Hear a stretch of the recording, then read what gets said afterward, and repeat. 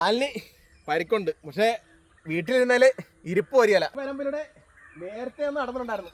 അന്ന് ഞാൻ ചങ്ക് പൊളഞ്ഞാണ് നടന്നത്. പക്ഷെ ഇപ്പൊ നടക്കുമ്പോണ്ടല്ല ഒരാശ്വാസം ഉണ്ട്. ആദ്യം തന്നെ ഈ പാടം ഏതാണെന്ന് മനസ്സിലാക്കിയവരെന്ന് കമന്റ് ഇട്ടേക്കണേ. 1 ഏക്കർ വരുന്ന പാടാണ്. ഇപ്പൊ കഴിഞ്ഞ 2 ആഴ്ച മുമ്പ് മുങ്ങിപ്പോയ പാടാണ്. വെള്ളരിയാണ് ഫുള്ള് നട്ടിരുന്നത്. ഇപ്പൊ ഫുള്ള് നോക്കിയാൽ നിൽക്കുന്നതിനാണെന്ന് വെള്ളം താന്നു തുടങ്ങുമ്പോൾ ഇപ്പോഴും ഇവിടെയൊക്കെ വെള്ളമുണ്ട്. താന്നു തുടങ്ങും മുമ്പ് വെള്ളരി പോയി. പക്ഷെ അടുത്ത പണിയായിട്ട് നമ്മൾ വന്നിരിക്കുന്നത് മത്തൻ പടർന്നു തുടങ്ങാറായിരിക്കണം. ഇപ്പൊ നേരത്തെ തന്നെ നമ്മൾ തൈയൊക്കെ സെറ്റ് ചെയ്ത് വെച്ചിട്ടുണ്ടായിരുന്നു. അത്യാവശ്യം വലിയ തൈ തന്നെ പ്ലാന്റ് ചെയ്തത് ഇപ്പൊ ഈ ഒരു പരുവത്തിലൊക്കെ എത്തിയിരിക്കണം. ഇപ്പൊ അടുത്ത സെന്ററിൽ കൂടെ ഒരു വരമ്പുണ്ട് കേട്ടാ. 2 ലെവലായിട്ടാണ് ഈ പാടം സ്ഥിതി ചെയ്യുന്നത്. ഇവിടെ അത്യാവശ്യം പൊക്കമുള്ള സ്ഥലമാണ്. ഫസ്റ്റ് മഴക്കൊന്നും ഇവിടെ വെള്ളം നിൽക്കില്ല. പക്ഷെ ഇവിടെ ഇച്ചിരി റിസ്ക് ഉള്ളതാണ്. മെയ് 25 മഴ പെയ്യുന്നത് എന്നുണ്ടെങ്കിൽ ഈ പാടത്തെ കൃഷി ഓക്കെ ആകും. കാരണം ഇപ്പം ഓൾറെഡി പടം നിറങ്ങുന്ന സ്ഥിതിയിലേക്ക് വന്ന് അപ്പം നമുക്ക് എങ്ങനെയായാലും ഒരു 60-70% കായെങ്കിൽ നമുക്ക് വിളവെടുക്കാം.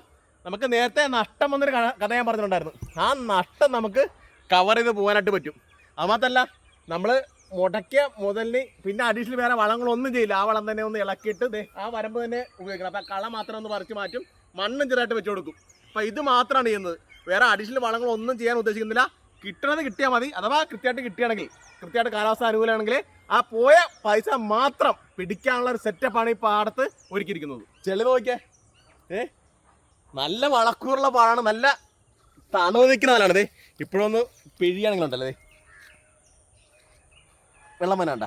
അപ്പം അങ്ങനെയുള്ള വള ഉള്ള പാടാണ്. അതുകൊണ്ട് തന്നെ കാര്യമുള്ള ജൈവവളങ്ങളൊന്നും തന്നെ ഉപയോഗിക്കേണ്ടി വരികയില്ല. അപ്പം കിട്ടിയണ ഒരു ലോട്ടറിയാണ്. അപ്പോൾ ഇവിടെ ഫുള്ള് റെഡിയാക്കി വലിയ മെയിൻ്റനൻസിലൊക്കെ മുകളിലാട്ടോ. അതായത് ഇവിടെ പാത്തിലൊക്കെ കളയുണ്ട്. അതൊക്കെ നിൽക്കുന്നതൊക്കെ കിട്ടിയാൽ മതി എന്നുള്ള രീതിയിലാണ്.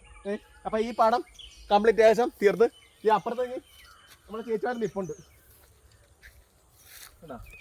ഈ ഒരു സ്റ്റൈലാക്കാണ് പോണത്. ഇന്നോടുകൂടി ഈ കംപ്ലീറ്റ് കഴിയും. ഈ നേരത്തെ കാലൊക്കെ എനിക്ക് ഇതിനകത്ത് പിന്നെ 2ാമത് മുടക്കിയത്. നേരത്തെ കൃഷി ചെയ്ത് വെള്ളരിയെല്ലാം ഇതായി പോയില്ല. അപ്പോൾ 2ാമത് മുടക്കിയത് ഏകദേശം ഒരു 10,000 രൂപയോളം ഇതിൻ്റെ തൈയുടെയും ലേബറൊക്കെ ആയിട്ട് വന്നിട്ടുണ്ട്. ഇതിന് ഒട്ടും ജലസേനം കൊടുക്കാതെ തന്നെ കൃഷി ചെയ്യാൻ പോകുന്നത്. അപ്പോൾ നല്ല വളക്കുള്ള മണ്ണ് ഫുള്ള് ചോട്ടിലേക്ക് വെച്ച് കൊടുത്തിരിക്കുകയാണ്. സാറിന് വേറെ പാടത്തൊക്കെ നമ്മൾ കംപ്ലീറ്റ് ഇങ്ങനെ തൂമ്പായിക്കൊക്കെ ഇങ്ങനെ അടിച്ച് ഒതുക്കി ചെയ്ത് കൊടുക്കും. അപ്പം അങ്ങനെയുള്ള പണി പോലും നമ്മൾ ഉദ്ദേശിക്കില്ല. മണ്ണ് ഈ പാടത്തൊക്കെ ഇങ്ങനെ ചെറിയ രീതിയിൽ മണ്ണ് മാത്രം കയറ്റി കൊടുത്തിട്ടാണ് ചെയ്യുന്നത്. ചെടിയുടെ ഗ്രോത്ത് നോക്കിയാൽ നല്ല ഹെൽത്തി ആയിട്ടാണ് പ്ലാന്റ് വരുന്നത്. കാലിന് പരിക്കുണ്ട്, പക്ഷേ വീട്ടിലിരുന്നാൽ ഇരിപ്പ് വരികയില്ല. എപ്പോഴും നമ്മളിവിടെ ഇറങ്ങിയാൽ ഇത് നന്നായിട്ട് കൊണ്ടുപോകാനായിട്ട് പറ്റുള്ളൂ. അതുകൊണ്ടാണ് ഇങ്ങനെ റിസ്ക് എടുത്താലും ഇറങ്ങുന്നത്. അപ്പോൾ ഈ പാടത്ത് വീഡിയോ ഇടുമ്പോൾ പഴയ കുറച്ച് വീഡിയോയുടെ ഇടയ്ക്കിടയ്ക്ക് കണ്ടാൽ ഈ വീഡിയോയുടെ ഒരു കാര്യങ്ങൾ മനസ്സിലാകത്തുള്ളൂ. അപ്പോൾ ആ വീഡിയോയ്ക്ക് നമ്മൾ പറഞ്ഞിട്ടുണ്ടായിരുന്നു 60,000 രൂപയാണ് നമ്മൾ മുടക്കിയത്. ഒന്നും കിട്ടാൻ സാഹചര്യമാണുള്ളത്. പക്ഷേ ഇപ്പോൾ 10,000 രൂപയുടെ വീണ്ടും നമ്മൾ മുടക്കിയിരിക്കുകയാണ്.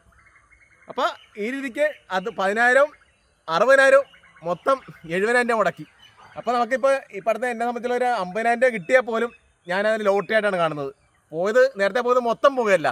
അപ്പോൾ അങ്ങനെ ഈ കൃഷി വിജയിക്കാൻ എല്ലാവരും ഒന്ന് പ്രാർത്ഥിക്കണം. അപ്പോൾ ഇതിൻ്റെ തുടർ വീഡിയോകൾ ഉണ്ടാവും. അപ്പോൾ റിസൾട്ട് വന്നില്ലെങ്കിൽ അതും കാണിച്ചേക്കാം.